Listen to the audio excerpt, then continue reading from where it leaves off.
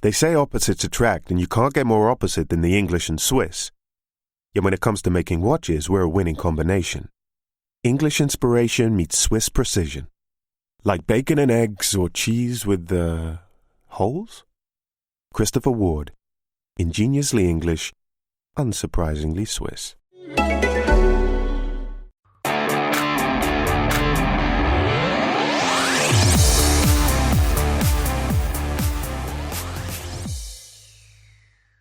Hey Eagles fans, this is Mike Kaye from NJ Advanced Media. Welcome to the No Huddle Show podcast, where we discuss anything and everything Philadelphia Eagles.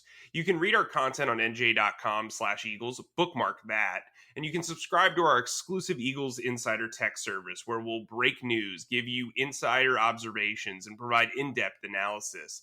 Through Eagles Extra, you can send questions and comments directly to us, and we'll respond to your phone.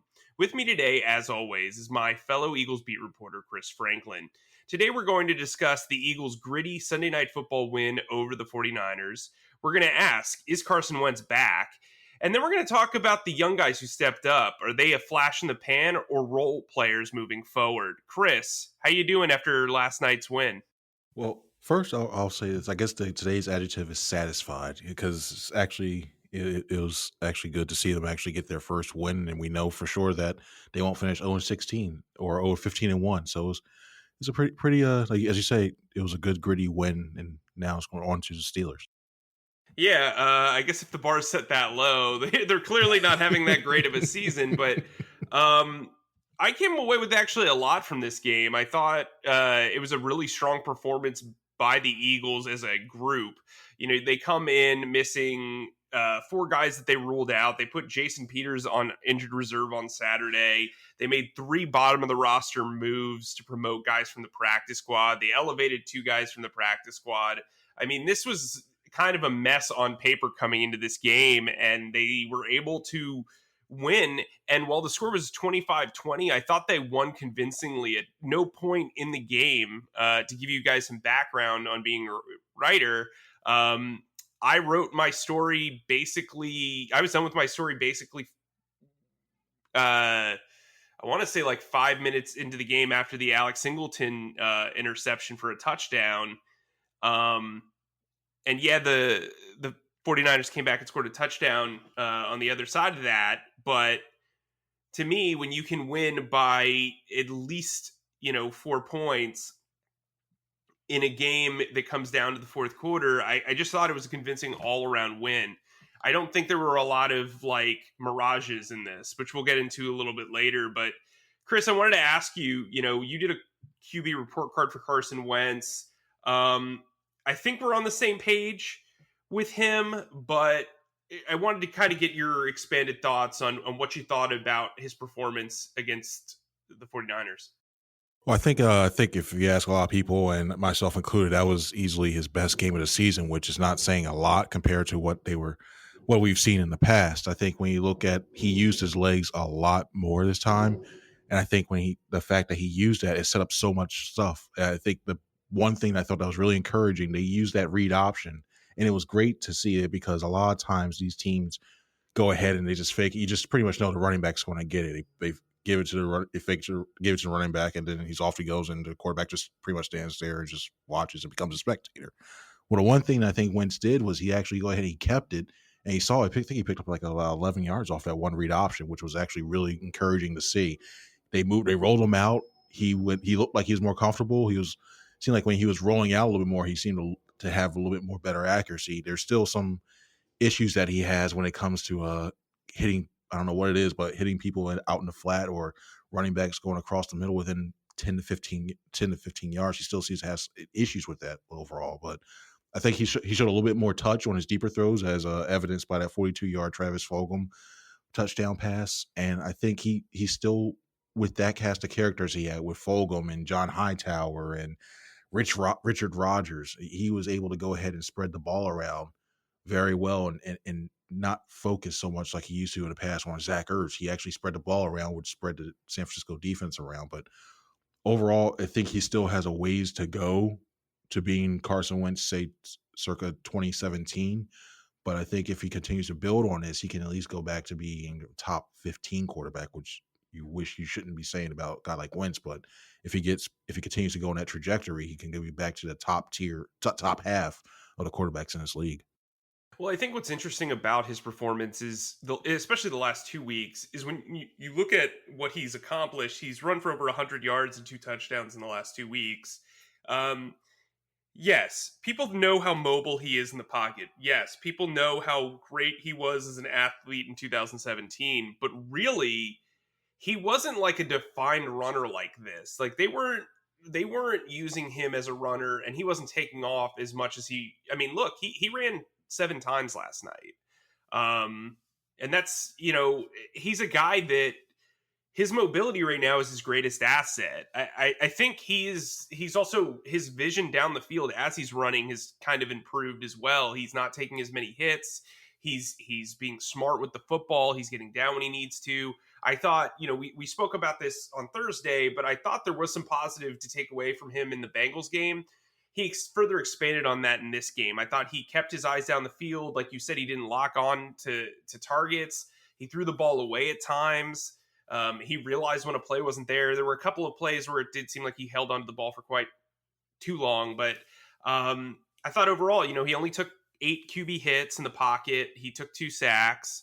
And like you said, his ragtag cast of characters, like this guy threw to John Hightower, Richard Rodgers, Travis Fulgham, Greg Ward, and Adrian Killins of all people. So like, it's not like he was out there with anybody notable other than Zach Ertz, who, by the way, only caught 4 passes for 9 yards. It was not a great showing for him as he watched on the other side, and George Kittle went 15 of 15 for 183 yards and a touchdown. That said, look, I think Carson Wentz deserves a lot of pats on the back for this game. I mean, look, he threw that ugly interception early on, but it looked like the ball was kind of tipped. He needs to, he's already got 7 interceptions. He threw 7 interceptions in all the last 3 seasons, and that was it. So obviously the turnovers are still there. He's got 4 touchdowns and 7 interceptions on the season. He's got to clear that up. But yeah, overall, I'm on board with you. I think he played pretty well. Moving on to the running game, it was not a banner night for the running backs. Miles Sanders didn't look good out there. He rushed for 46 yards on 13 carries. Clement ran twice for 3 yards. Boston Scott ran twice for 1 yard. The Adrian Killins trick play went for negative 12 yards. Jalen Hurts ran 3 times for 18 yards. He had another fumbled snap. I don't know what it is with this running game, but it seems like a Jekyll and Hyde effect. What's your take on it? Do you think it was partially due to like the makeshift offensive line and them gelling as well? Well, I think that had a little bit to do with it when it came to communication with the offensive line. But one thing that seemed to happen was the Eagles were getting good. The holes were there, and I think when they stuck with the run early on, I think that they actually did all right. I think they were able to move the ball effectively via the run. The one thing that stopped was there was a sequence. I think it was early in the third quarter when he first came out. They threw the ball 7 times, and when the one thing I really thought that the game plan dictated itself was that they were, especially with a young line, they were going ahead and being aggressive with the run block, and they weren't continually absorbing a lot of these passes with the rush of the 49ers. But it seemed like once they figured out, hey, you know what, Carson Wentz is having one of his better games, they decided, okay, yeah, I guess we could throw the ball, keep throwing the ball. And when you go ahead and do that, I think it took some of that aggressiveness away from that offensive line. And I don't know what's going on. And speculating, Sanders said he was fine, even though he was on the injury list with glute, and he wound up being fine. I don't know if there's still some lingering effects from that. I don't know on that. And the one guy I don't know what's going on with, but I had high hopes with, and now through four games, I'm kind of questions like what's going on with Boston Scott. I mean, it just seems like he's not like the same Boston Scott we saw through the end of last year, and I don't know if they have to find ways to go ahead and affect him. I know he's not the number one guy, but I don't know what's going on with him. And he's got. We knew he has a skill. And I just want to see the Eagles try to be more creative and find more effective ways to use him in there. Yeah, I mean, look, I think you're right on the head. Look, he Miles Sanders doesn't really have a lot of relief here. Boston Scott isn't seeing holes. The screen game isn't really working for him. Clement has been kind of made us look dumb because we praised him so much in training camp. They brought in Killins, who, they used in pre-snap motion almost exclusively until like the later half of the fourth or the later half of the game, but that seemed to work early on. It seemed to grab the attention just because he's so fast. They just had him come out from wide left and run to his right behind the line before the snap. And then they got kind of cute with the running game, and I didn't really understand what they were trying to accomplish in the fourth quarter. They set themselves up with two really long second and longs right out the gate with a really bad trick play to Adrian Killins. Then they had the fumbled snap with Jalen Hurts. Sometimes, I wrote my notes originally, they're getting creative, and sometimes you can be a little too over creative when you're feeling yourself. And that's kind of how I felt with the creative plays in this one. Look, Travis Fulgham is a story here. You and I saw him during training camp. He was a late addition, but he caught everything in sight. And, he's one of those success stories, even if this is just his big moment. What did you think of his performance last night? I think especially when it's coming from a guy, like you said, coming from the practice squad who, by all accounts, it felt like we weren't going to see him at all this year, even with all these injuries. I thought he came in and at a key moment, he stepped up and he performed very well. I think when you looked at his size is just something you can't teach size. I think he's able to go ahead and leverage his body. It was a great throw. He's like leverage his body. I think if they go ahead and use him a little bit more, especially with a lot of their bigger possession receivers being out right now in Alshon Jeffrey and JJ Arcega-Whiteside, I think he can carve a little niche to go ahead and help out. Don't get me wrong. I don't think he's going to be a number one and number two, or quite frankly, a number three receiver in this league. But I think if he could go ahead and continues to go ahead and make catches and continues to be trusted by Carson Wentz, I think he can go ahead and be a bottom of the roster type guy who can contribute here and there. Almost like what we've seen from time to time with Deontay Burnett. I think for Fulgham, he's going to have to go ahead and continue to build, especially the next couple of weeks, and he has a good opportunity to prove himself. And if he continues to go ahead and use and catch the ball cleanly with his hands and being a bigger receiver, I think it's a good future for him. Yeah, it should be noted. You talked about the play, but Fulgham, if you watch the game, caught the 42-yard touchdown bomb from Carson Wentz. It was the most explosive play of the season for the Eagles offense. Beautiful throw by Carson Wentz. Incredible acrobatic catch by Fulgham to stay in bounds and, collect that touchdown, get to pay dirt. Here's something that's notable. So they promoted him from the practice squad. They actually signed him to the 53-man roster while Deontay Burnett was just elevated from the practice squad. Burnett's going to go back down to the practice squad. He wasn't even targeted last night. So, look, they've needed an X-style receiver, a guy who could get off press. As you mentioned, Fulgham has the size. They're still working Alshon Jeffrey back. Arcega-Whiteside has a calf injury, but at this point, how do you not play Fulgham over Arcega-Whiteside? I just look, I'm not somebody who really jumps to conclusions. I think I have a little bit more this year just because so much has gone wrong. But I think when you have guys who are delivering and are stepping up, like Greg Ward and Travis Fulgham and John Hightower, they've earned more reps. So why push JJ Arcega-Whiteside on the field, especially if he's going through an injury? Like for me, Quez Watkins is a guy who's still eligible to return from injured reserve. Deshaun Jackson could return soon. I don't know if JJ Arcega-Whiteside's active for me moving forward if I'm making the decisions. What says you on that one? I think so too. How many times have we heard the old adage, "Oh, well, he earned his way onto the field"? What has JJ Arcega-Whiteside done to earn his way to the field? He's there. It just seems like he's running routes and he can't get separation at all. And I know speed is not part of his game, but for somebody who's taken that high and as a second round pick, as somebody who's supposed to be the heir apparent to Alshon Jeffrey, the fact that he's not even winning those 50-50 balls. He's not really contributing. He doesn't do anything on special teams. He's just basically taking a roster spot, an active roster spot each Sunday. when he's actually healthy. And you did a great story about if he's one of the worst draft picks of the Howie Roseman era, and for me he is. I mean he's reached that point now, and there's it's frustrating it's frustrating because you saw what he was doing in camp, and I know that's not the overall end all be all when it comes to stuff, and guys are just, maybe he's just a really good practice player. When it comes time to actually live bullets in a game, he just doesn't know. He just doesn't rise to the occasion. And I think it's time to move on for Arcega-Whiteside. You're not going to get any value by trading him, and I know it's gonna be a bad look, but I wouldn't be surprised in 2021 if he eventually gets cut. It's just there's just nothing there anymore. Nothing you can look forward to when it comes to Arcega-Whiteside. I just put him on IR. I mean, he's dealing with an injury. You can always bring him back if you need to.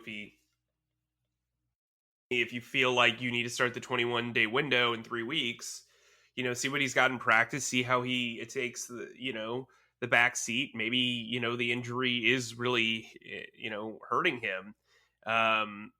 But like, frankly, when you've got a guy coming in off the practice squad and catching 2 passes for 57 yards and a touchdown, or you're playing guys like Adrian Killins, who might get waived in order to bring some other guys back. Not Craig Robinson from The Office. Craig James, special teams ace, is eligible to come back. Will Parks is still eligible to come back. Vinny Curry is now eligible to come back. You've got 4 guys on IR who are eligible to come back to the roster, and all of them can be contributors. I don't know why you're keeping, an 8th wide receiver or whatever it is at this point. Here are guys who have caught passes before J.J. Arcega-Whiteside this season: Travis Fulgham, Richard Rodgers, John Hightower, Adrian Killins, Deontay Burnett.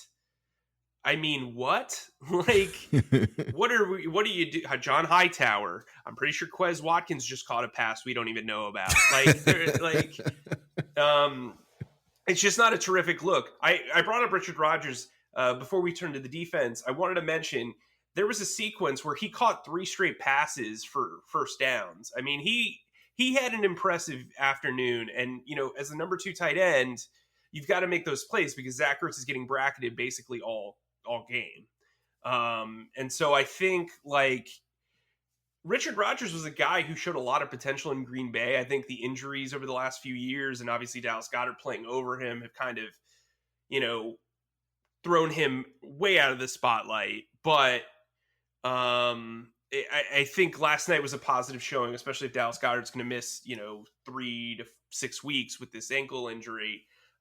John Hightower, again, continues to impress me. Look, he's not doing anything spectacular, but he caught a big pass on 4th down out of the slot.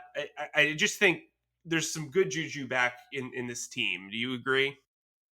I think it shows. I think there's some potential there. I just want to see more stuff happen long term. I think when it comes to Rodgers, especially with how much this team loves to run 12 personnel, I think he can help fill in.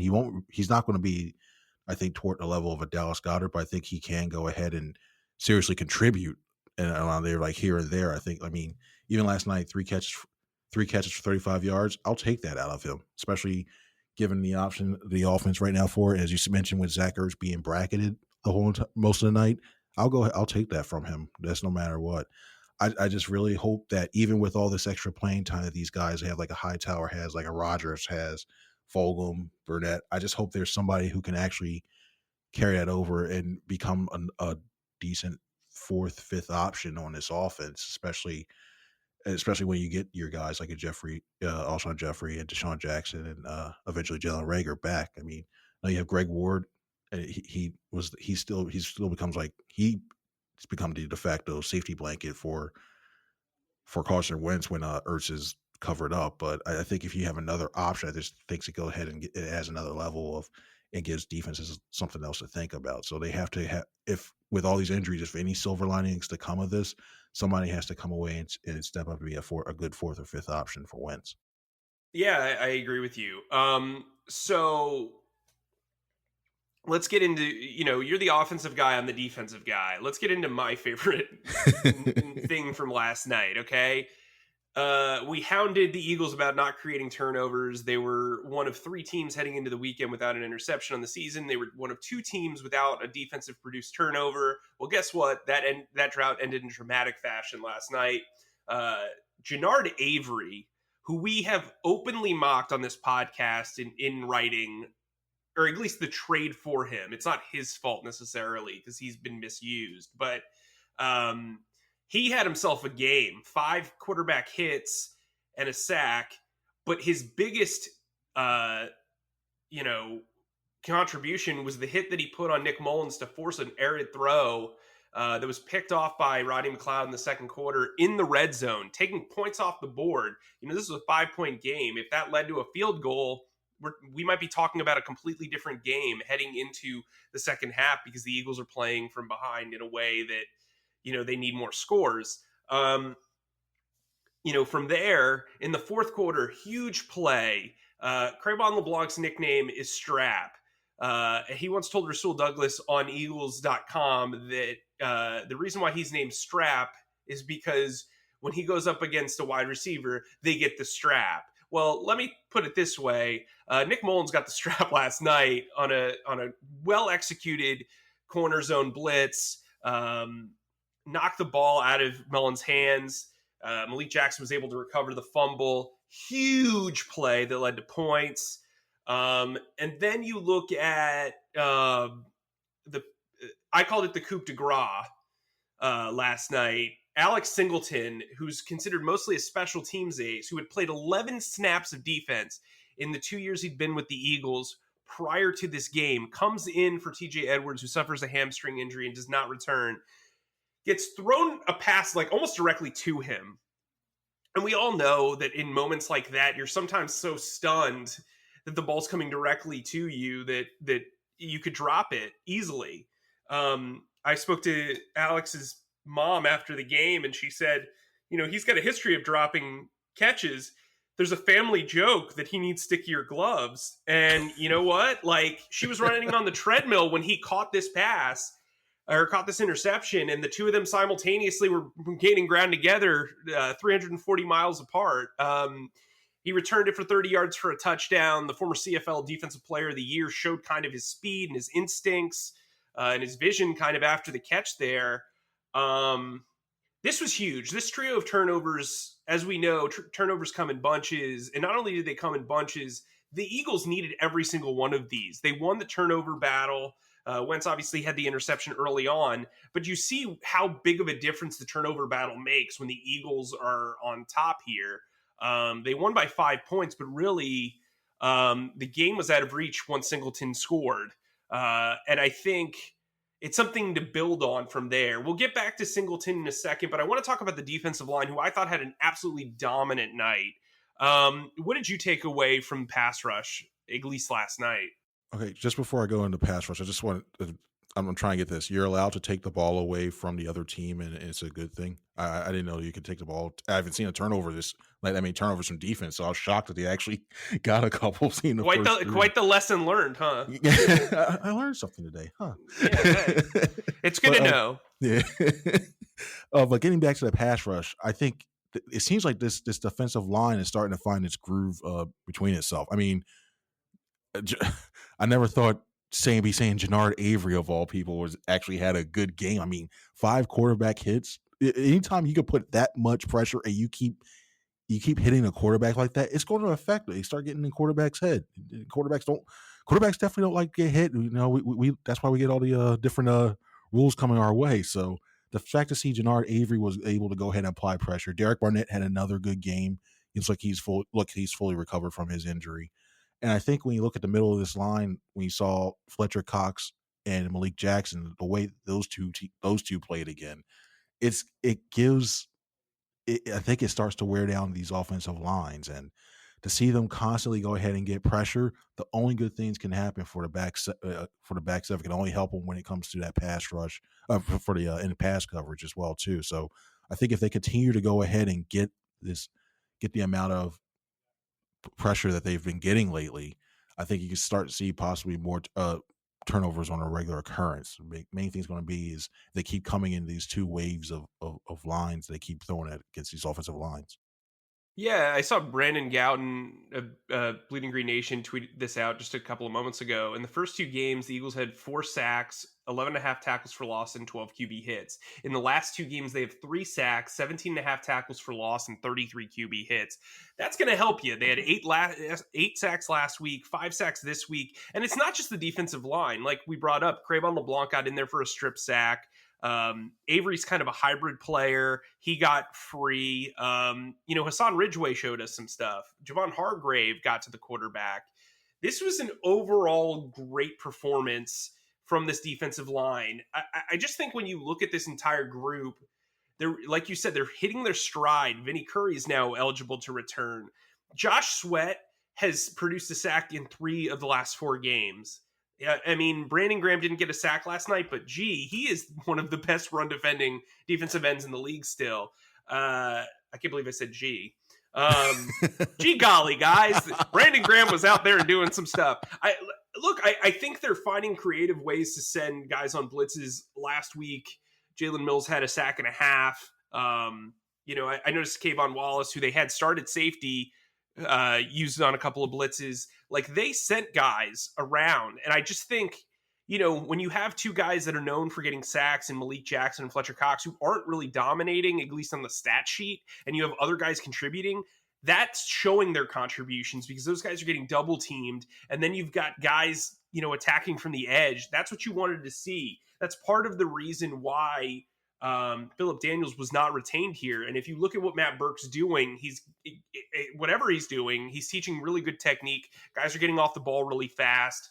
The defensive front is working, and I think that that's going to lead, like you said, to more turnovers. Let's talk about the linebackers, because this is such a bizarre situation. It's like, we know that they don't really invest in linebackers, but what does Nate Gary actually do? What can you take away from the last 4 games and say Nate Gary brings this to the offense?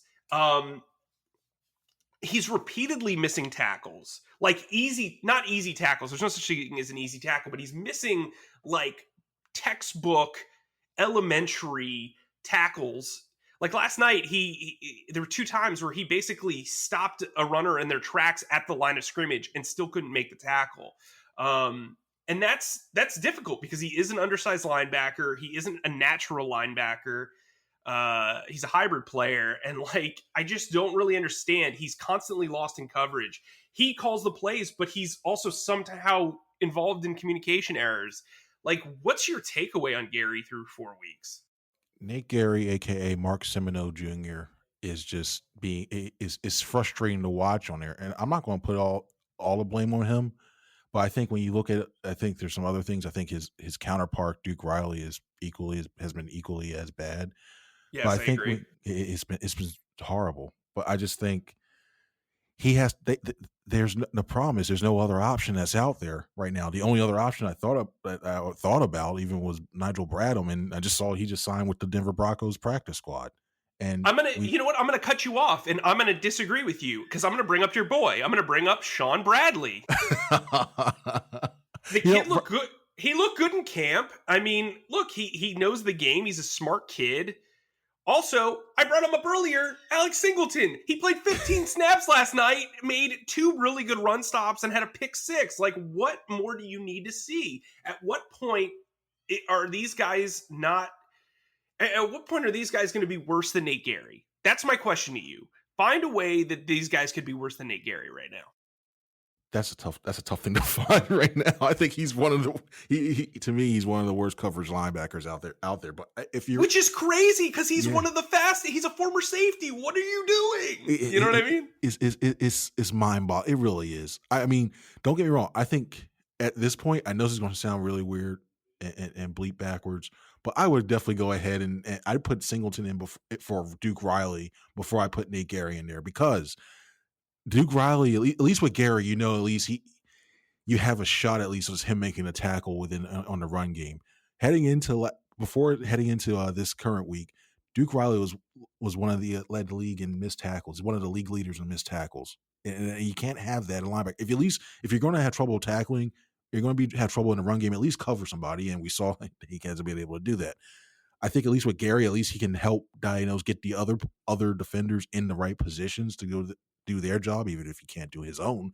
But I think at least he brings that to the table.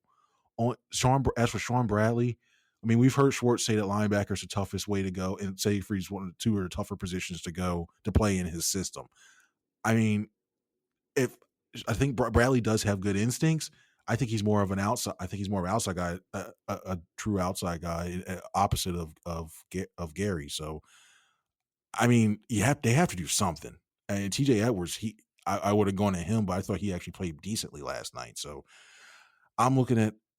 It's just frustrating because you really have no other options to really. I feel like they really have no other options to go in with. And I think we're going to be stuck by seeing the back of Nate Gary's jersey looking toward the end zone a few more, unless they find some other way to go ahead and get him help or try eventually take him off the field when it comes to passing downs. You can't really do that. I just don't know what this front office was doing, thinking they can get by with this current linebacking core, especially with Gary as a centerpiece. I just want to talk to Howard. Just go like, well, man, what were you thinking?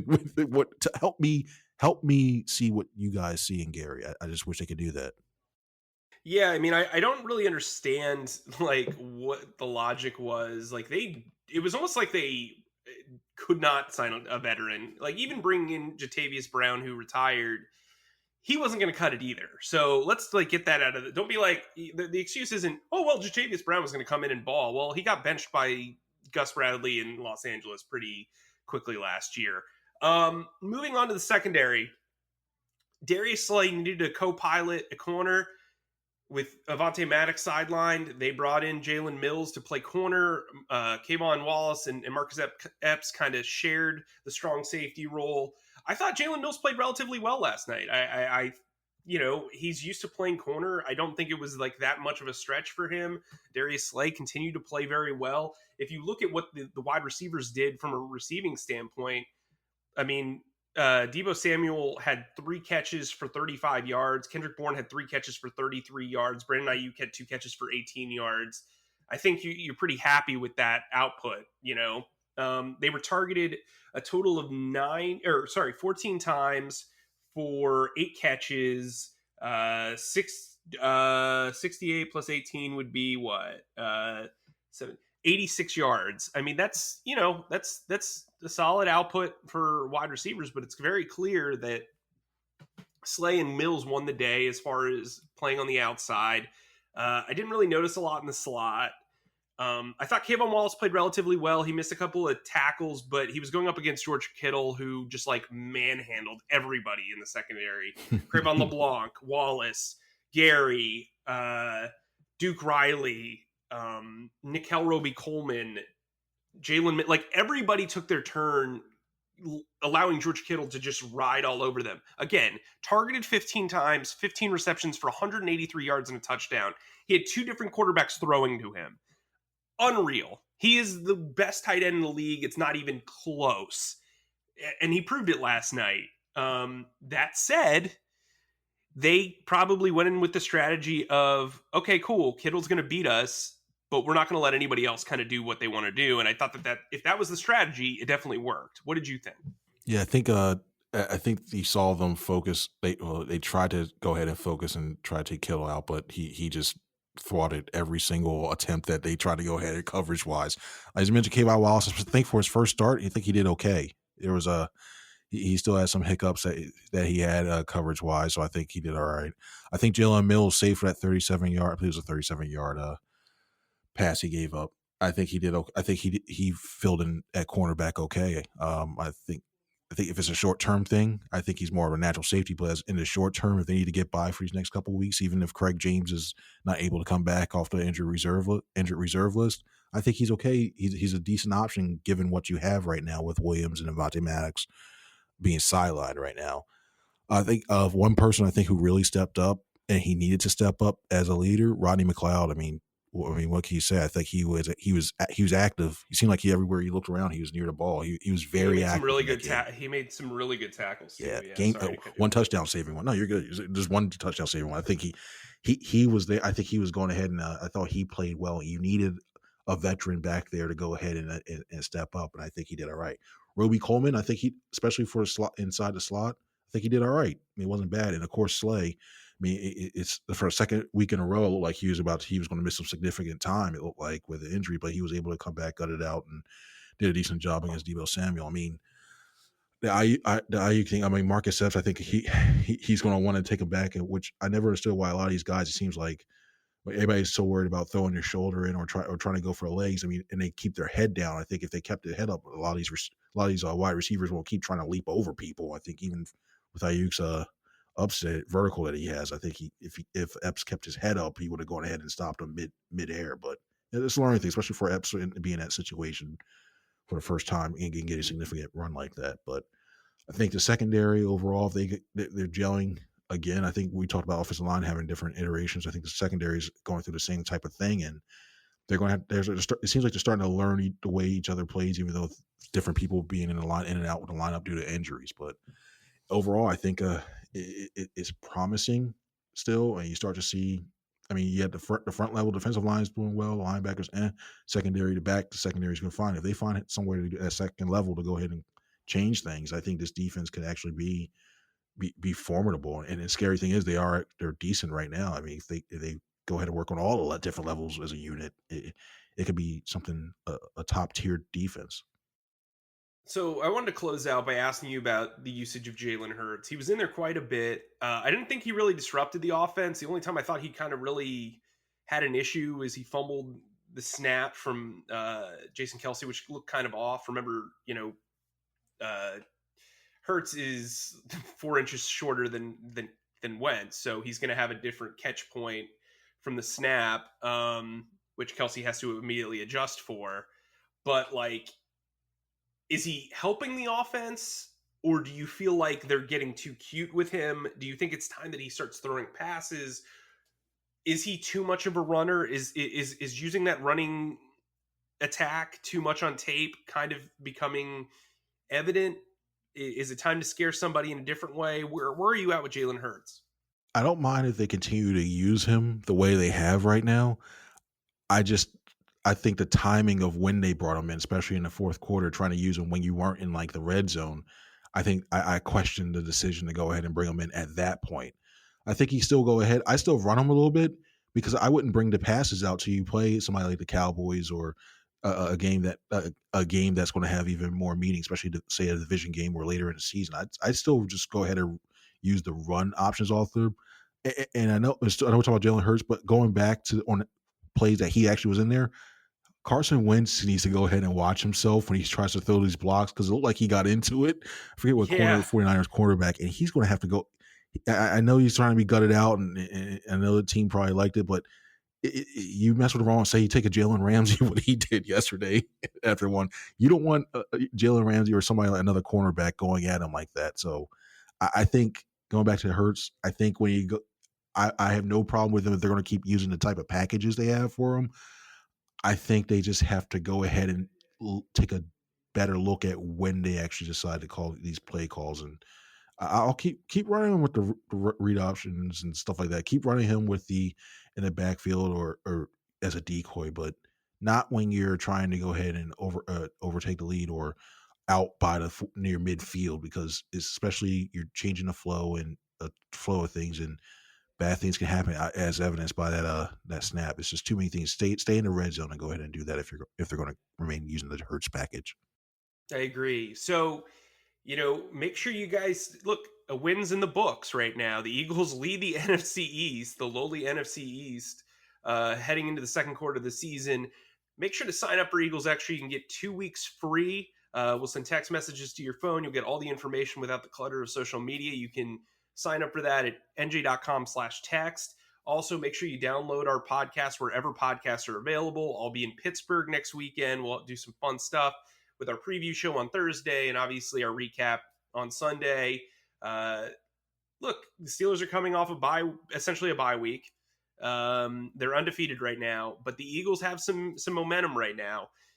Sometimes taking the week off isn't necessarily the greatest thing when you're vibing and you've got a streak going. So maybe the Steelers kind of come out dry or empty, and the Eagles have the juice. For Chris, I'm Mike. We'll talk to you Thursday. Thanks for joining us on the No Huddle Show podcast.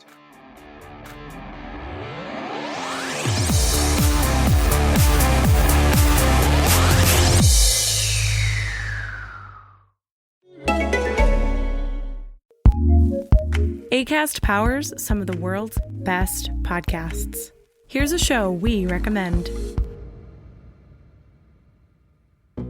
There's so much going on in Latin America. Literalmente llegan a morir porque todo, absolutamente todo está colapsado. La cantidad de derrames es impresionante, es algo colosal. In El Hilo, we help you understand the most important stories from across the region. Es necesario que los trabajadores precarizados nos organicemos, nos unamos. Nos empezaron a decir que nadie sabía dónde estábamos, que ya no le íbamos a contar. Listen to El Hilo every Friday morning on Acast, Spotify, or your favorite podcast app. Acast recommends.